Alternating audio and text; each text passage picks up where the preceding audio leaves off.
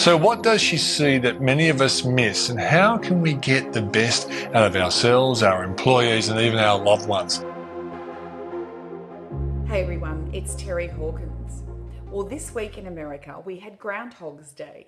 And I'm sure most of you, or a lot of you, will recall the movie where Bill Murray played the character that every day he woke up and the same day started over again. And it went over and over and over. I am racking my brain, but I can't even begin to imagine why you'd make up something like this. I'm not making it up. I am asking you for help. Well, a lot of us actually live our life like that, not even being consciously aware of the fact that we have patterns that we've created.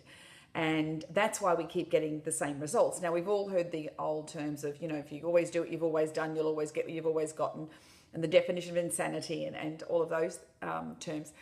And it's intellectually, we know that to be true, don't we? All of us go, of course, if you keep doing the same thing, you'll get the same result. Well, when we were coming out of the cave all those years ago, and we started to be fearful for our survival, fearful of a saber-toothed tiger coming out and grabbing us. When we did that over and over and over, we actually embedded within our brain, deep within our brain, the fear response, the flight, fight, or freeze response. Now, we still act on that to this day, and a lot of us are just going through the motions of life, not realizing that we're actually stuck in a groundhog's experience, that we're not consciously aware of what's actually happening and the patterns that we've created. So if we're attracting the same relationships, if you're coming up against the same obstacles at work, if you seem to hit a glass ceiling and you can't break through it, then perhaps you're stuck in an unconscious groundhog's experience.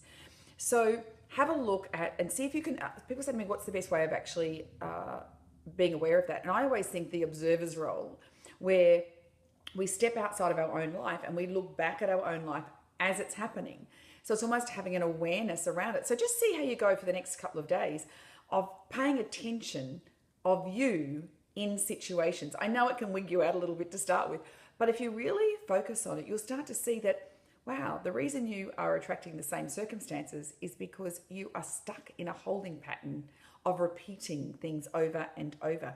And fear is just one of those things. Joy can't happen unless we get rid of the fear.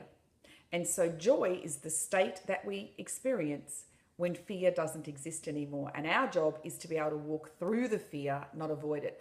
Walk through the pain, not run away from it. Fear, or the pain of fear, I should say, is actually a necessary part of our own expansion and evolution. So just think about it. It's a much bigger topic. I do a presentation on this, and it's a massive topic, but just see how you go. Pay attention, be aware, and notice what happens when you're in that fear state. Could be the beginning of something fantastic. Talk to you soon.